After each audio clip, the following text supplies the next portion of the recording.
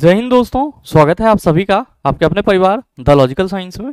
मैं हूं आलोक सिंह आतिश और उम्मीद करते हैं आप सभी अच्छे होंगे।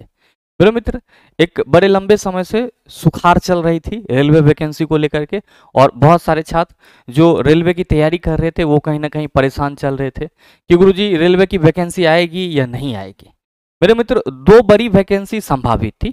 एक तो आपका एएलपीएन टेक्नीशियन और दूसरा आपका रेलवे में आरपीएफ एसआई और आरपीएफ कांस्टेबल को लेकर के।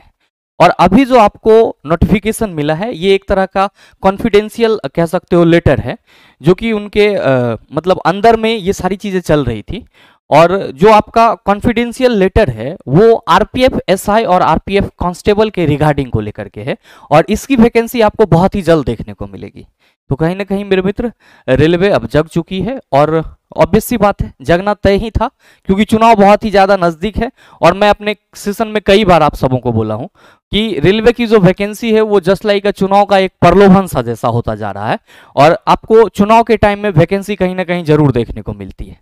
तो जो पहला शुरुआत एक तरह से आप कह सकते हैं वो आरपीएफ एसआई और आरपीएफ कांस्टेबल से मतलब होने जा रही है, और ये आप कह सकते हो कि बहुत ही जल्द आपको इसका नोटिफिकेशन भी देखने को मिल जाएगा।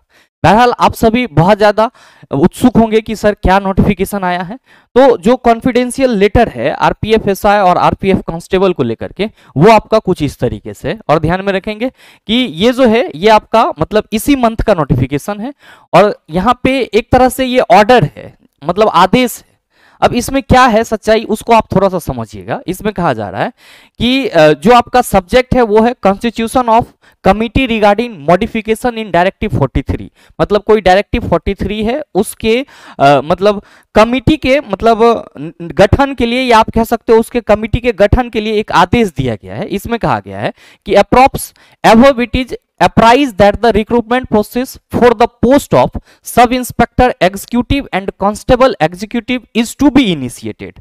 मतलब क्या कि जो आपका आरपीएफ में जो एसआई पोस्ट के लिए बहाली होनी है और साथ ही साथ कांस्टेबल पोस्ट के लिए बहाली होनी है, उसके लिए जो मतलब प्रक्रिया है उसको इनिशिएट किया जाए, यानी कि शुरू किया जाए। कहा जा रहा है कि the last recruitment was conducted in 2018 in terms of RPF directive 43 by RPF itself. 2018 में जो मेरे मित्र आरपीएफ की वैकेंसी आई थी उसमें सारा काम जो है वो आरपीएफ ने ही करा था, और 2018 की आरपीएफ की वैकेंसी जो है वो आरपीएफ के थ्रू ही कंडक्ट करवाया गया था।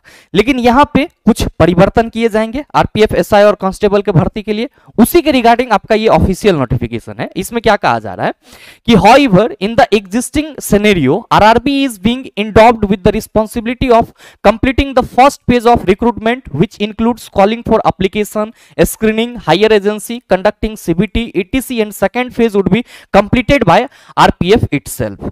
मतलब 2018 में जो आपका RPF का बहाली था, यानी कि 2018 में जो आपका RPF के प्रोसेस हुए थे सर, मतलब एप्लीकेशन निकालने का, उसका स्क्रीनिंग करने का, फिर एडमिट कार्ड अलॉटमेंट का, फिर जो है एग्जाम प्रोसीजर, क्वेश्चन सेट जो भी था वो सारी चीजें 2018 में आरपीएफ ने खुद करा था।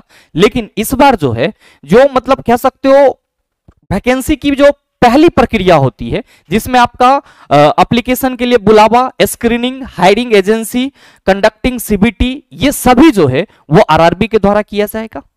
यानी कि इस बार जो आपको 2023 की आरपीएफ की वैकेंसी देखने को मिलेगी उसमें एप्लीकेशन, स्क्रीनिंग या एग्जाम जो कंडक्ट कराने वाली एजेंसी होगी और सीबीटी 1 कंडक्ट कराने का पूरा जिम्मा किसके पास होगा? आरआरबी के पास होगा। किसके पास होगा? आरआरबी के पास होगा, यानी कि रेलवे रिक्रूटमेंट बोर्ड के पास होगा।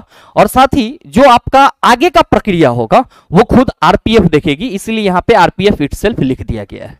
फिर कहा जा रहा है कि in this regard directive 43 needs appropriate modification before the initiation of recruitment regarding modification in directive 43 DG RPF has constitutes a committee consisting of following officer.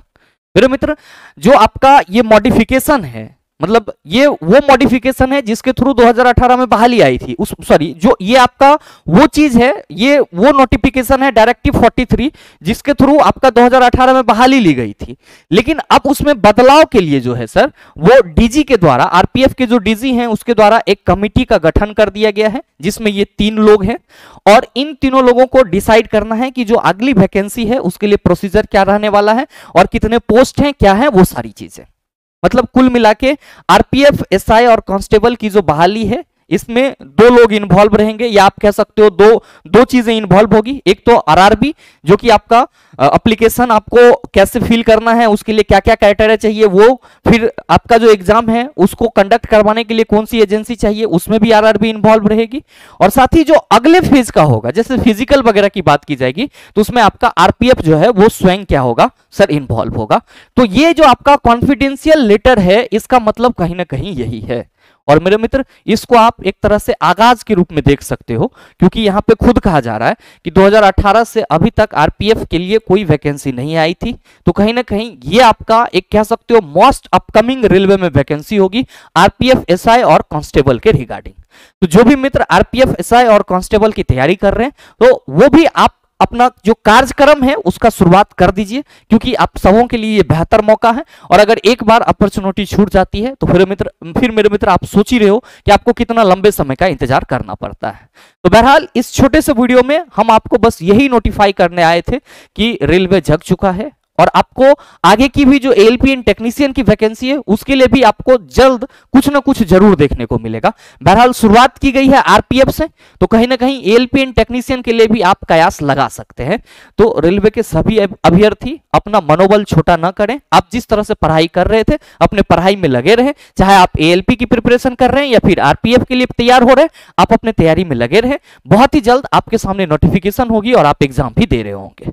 तो उम्मीद करते हैं कि इस कॉन्फिडेंशियल लेटर का क्या अर्थ है सभी को आप समझ पाए होंगे, और साथ ही उम्मीद ये भी करते हैं कि ये छोटा सा इंफॉर्मेशन आप सबों को अच्छा लगा होगा। अगर आपको अच्छा लगा तो वीडियो को लाइक कीजिएगा, ज्यादा से ज्यादा शेयर कीजिएगा, और हाँ, अगर आप चैनल पे नए हैं तो सब्सक्राइब करके बेल आइकन दबा लीजिएगा, ताकि इस तरह के एग्जाम रिलेवेंट वीडियो का नोटिफिकेशन सबसे पहले आपके पास पहुंचे और आप उसको सबसे पहले देख पाओ। मिलते हैं फिर अगले वीडियो सेशन में, तब तक के लिए best of luck, thank you, have a nice day.